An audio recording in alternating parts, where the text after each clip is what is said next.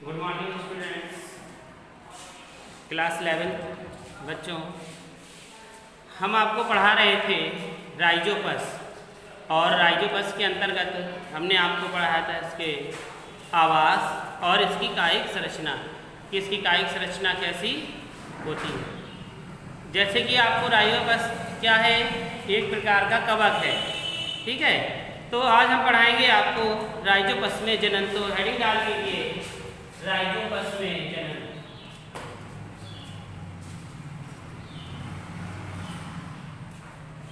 Reproduction in Rhizopus.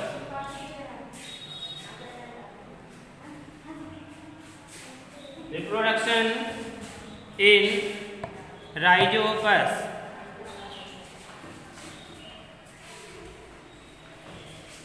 तो देखिए, Rhizopus में जनन किस प्रकार से होता है, ये लिखेंगे आप सभी लोग। लिखिए, राइजोपस में जनन। राइजोपस में जनन कायिक। राइजोपस में जनन कायिक, कौमा अलैंगिक। राइजोपस में जनन कायिक, कौमा अलैंगिक तथा लैंगिक, तीनों प्रकार का होता है। राइजोपस में जनन कायिक, कौमा लैंगिक तथा लैंगिक, तीनों प्रकार का होता है, ठीक है। तो तीन प्रकार से जनन होते हैं। पहला कौन सा, कायिक है। दूसरा कौन सा है, लैंगिक, अलैंगिक तथा फिर लैंगिक। तो हेडिंग डालेंगे कायिक जनन। हेडिंग पहले डालेंगे कायिक जनन। कायिक जनन हेडिंग डाली आपने, कायिक जनन। इसको कहते हैं वेजिटेटिव रिप्रोडक्शन। क्या कहते हैं, वेजिटेटिव रिप्रोडक्शन।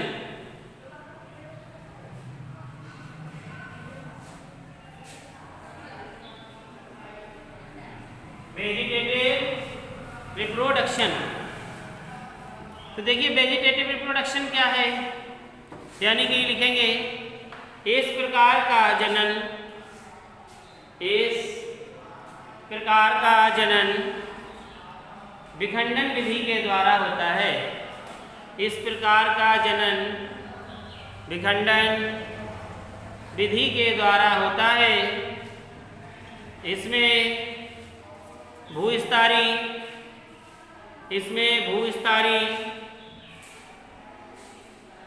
अनेक छोटे छोटे खंडों में, भूस्तारी अनेक छोटे छोटे खंडों में टूट जाते हैं। अनेक छोटे छोटे खंडों में टूट जाते हैं तथा प्रत्येक खंड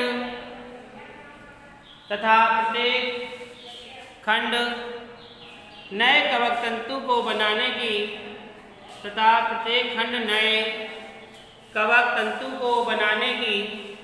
क्षमता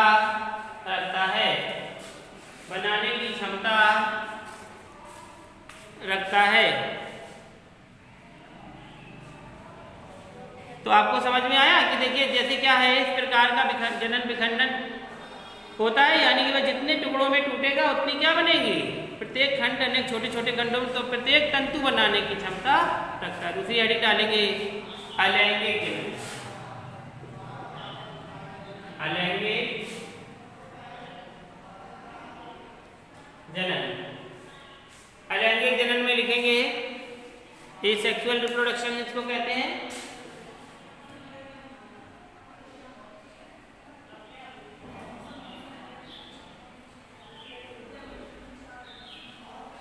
एसेक्सुअल रिप्रोडक्शन, इसमें लिखेंगे राइजोपस में अलैंगिक जनन। राइजोपस में अलैंगिक जनन अचल बीजाणुओं या राइजोपस में अलैंगिक जनन अचल बीजाणुओं या क्लेमाइडे बीजाणुओं के द्वारा, क्लेमाइडे बीजाणुओं के द्वारा होता है। क्लेमाइडे बीजाणुओं के द्वारा होता है। इसके अंतर्गत दो बीजाणु आते हैं। इसके अंतर्गत दो बीजाणु आते हैं। नंबर 1 अचल बीजाणु, अचल बीजाणु द्वारा। नंबर 1 अचल बीजाणु द्वारा और नंबर 2 क्लेमाइडो बीजाणु के द्वारा। नंबर 2 क्लेमाइडे बीजाणु के द्वारा। ठीक है। अब नंबर 3 लिखेंगे, लैंगिक जनन।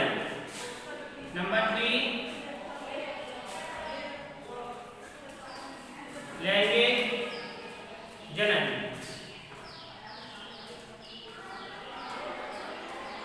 Sexual reproduction.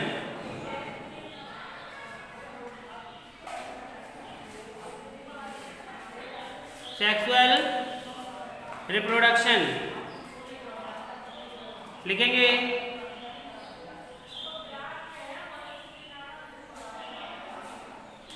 लिखेंगे राइजोपस में लैंगिक जनन 2, राइजोपस में लैंगिक जनन 2 बहुकेंद्रीय, राइजोपस में लैंगिक जनन 2 बहुकेंद्रकीय युग्मक धानियों, बहुकेंद्रकीय युग्मक धानियों के संयोजन के द्वारा, राइजोपस में लैंगिक जनन 2 बहुकेंद्रकीय युग्मक धानियों के संयोजन के द्वारा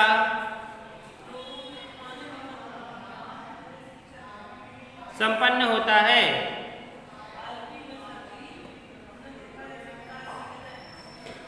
संपन्न होता है। दोनों युग्मक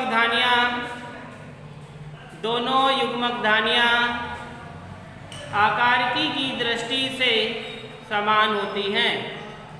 दोनों युग्मक धानियां आकारिकी की दृष्टि से समान होती हैं, लेकिन कार्यकी रूप से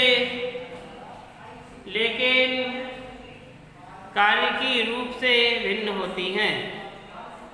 लेकिन कार्यकी रूप से भिन्न होती हैं।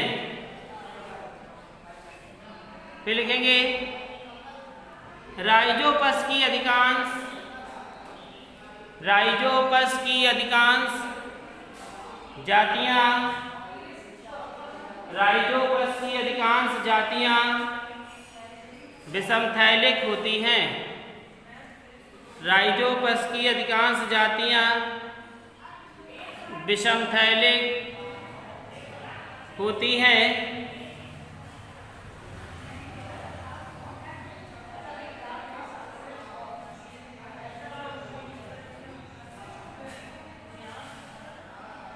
अब देखिए, आपने समझ लिया है। थोड़ा सा इसमें आपको एक डायग्राम भी बनाना है। थोड़ा सा और लिखेंगे कि राइजोपस की खोज लिखिए। अगली लाइन से उसी में लिखेंगे राइजोपस की खोज म्यूकर म्यूसिडो। राइजोपस की खोज म्यूकर म्यूसिडो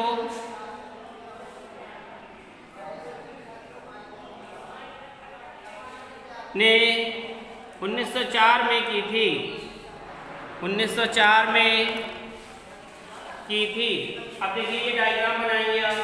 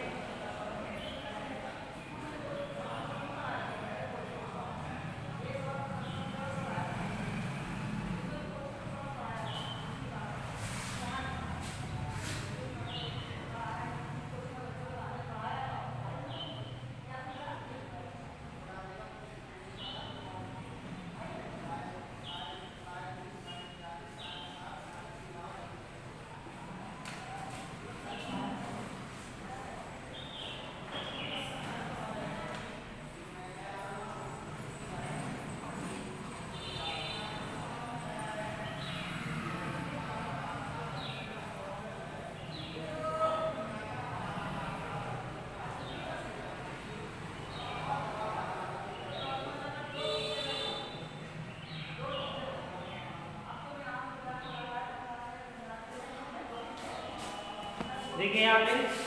ये देखिए क्या है, आपको जो बताया हमने कवक तंतु, और इसमें आप जो देख रहे हैं ये जो खाली भाग है इसका क्या है, इसका युक्त कोशिका द्रव्य भरा हुआ है। और इसमें आप इस तरीके से ये देख रहे हैं इसकी क्या है, केंद्रक है। ठीक है, इसी प्रकार से इसमें ये जो बनी हुई है इसके नीचे की श्रृंखला जिसमें कहेंगे, श्रृंखला में क्या है, क्लेमाइडोमोनास बीजाणु। तो क्लेमाइडोमोनास का ये क्या है, जो बीच में ये श्रृंखला जो छूटी हुई है इसे हम क्या कहेंगे, कवक तंतु। इस प्रकार से आपने देखा कि क्लेमाइडोमोनास जो होता है, आपने देखा होगा किस तरीके से बनता है, छोटे स्ट्रक्चर में दिखाया था, तो वो क्लेमाइडोमोनास की तरीके से रचना। तो ये क्या है, पूरी संरचना लिखेंगे राइजोपस में क्लेमाइडो बीजाणु के निर्माण। राइजोपस में लिखेंगे, राइजोपस में क्लेमाइडो बीजाणु के निर्माण द्वारा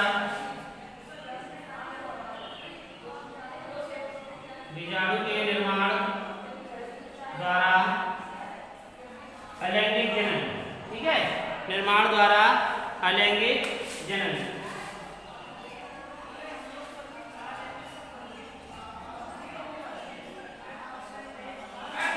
ठीक है, नोट कर लीजिए, इसे बना लिया आप सभी ने। देखेंगे ये क्या है, राइजोपस का एक स्ट्रक्चर है जिसमें हमने आपको बता रहे थे, उसमें क्या है, ये केंद्रक है, यानी कि ये श्रृंखला जो बनी हुई है इसे कवक तंतु कहेंगे। ये देखिए, इसे जो पूरी तंतु है इसे कवक तंतु कहेंगे। ये देखिए आप दिखाई दे रही, इसी तरीके से संरचना है। इसका भाग का ये मतलब ये केंद्रक है, बीच का भाग खाली है, उसे हम क्या कहेंगे, रीठिका युक्त कोशिका द्रव्य इसमें भरा है, और ये क्लेमाइडोमोनास है। तो ये आपने लिख लिया होगा। तो ये आपका यहाँ से जो था इसका जनन ये कंप्लीट हो गया है। अब हेडिंग आपकी नई है, युग्माणु का अंकुरण। लिखिए युग्माणु का अंकुरण, हेडिंग डाल लीजिए, युग्माणु का अंकुरण। युग्माणु का अंकुरण लिखेंगे। युग्माणु का अंकुरण क्या है, इसके अंतर्गत क्या आता है, ये आप समझिए। लिखिए, कुछ समय विश्रामावस्था में रहने के पश्चात, कुछ समय विश्रामावस्था में रहने के पश्चात युग्माणु में, कुछ समय विश्रामावस्था में रहने के पश्चात युग्माणु में अनुकूल परिस्थितियों में, युग्माणु में अनुकूल परिस्थितियों में अंकुरण प्रारंभ होता है। अनुकूल परिस्थितियों में अंकुरण प्रारंभ होता है। अंकुरण के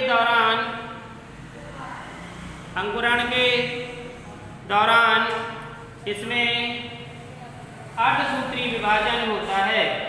अंकुरण के दौरान इसमें अर्धसूत्री विभाजन होता है। इसके बाद युग्माणु की बाह्य भित्ति फट जाती है। इसके बाद युग्माणु की बाह्य भित्ति फट जाती है और इससे युग्माणु बाहर निकल आता है, और इससे युग्माणु बाहर निकल आता है।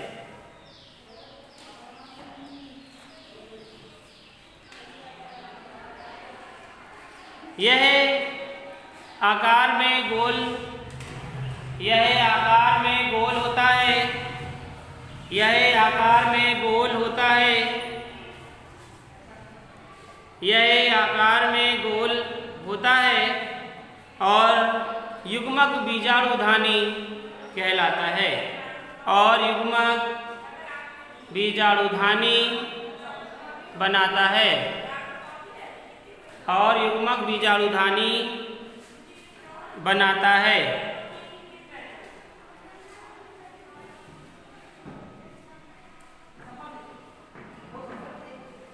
इसी प्रकार अर्धसूत्री विभाजन के द्वारा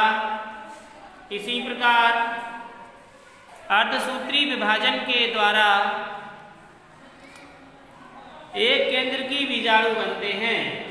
इसी प्रकार अर्धसूत्री विभाजन के द्वारा एक केंद्र की बीजाणु बनते हैं। ये प्लस एवं माइनस प्रभेद के होते हैं। ये प्लस एवं माइनस प्रभेद के होते हैं। ये प्लस एवं माइनस प्रभेद के होते हैं।